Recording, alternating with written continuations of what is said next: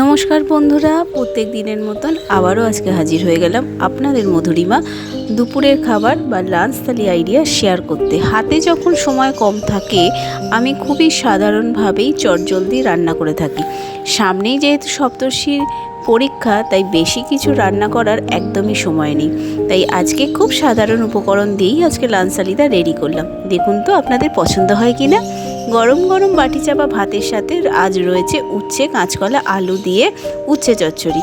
তাড়াহুড়োর মধ্যে বড়িটা দিতে একদম ভুলে গেছি। দেখতে ম্যারম্যারে হলেও খেতে কিন্তু দারুণ হয়েছিল। এরপর রাখলাম পটলের ডালনা, আর এই ডালনাটাতে আমি আলু দিয়ে দিই। আর পটলটা গোটা রেখেছি, দেখতে যেমন ভালো লাগে খেতেও কিন্তু তেমন লাগে। আর লাস্টে রাখলাম দেশি মুরগি পাতলা ডিমের ঝোল। এই গরমে এই পাতলা ডিমের ঝোল শরীর ও স্বাস্থ্যের পক্ষে দুটোই ভালো। তো কেমন লাগলো আজকে আমার সাজানো এই সাধারণ লাঞ্চ থালি আইডিয়া জানাবেন ছোট্ট একটা কমেন্ট করে। ধন্যবাদ।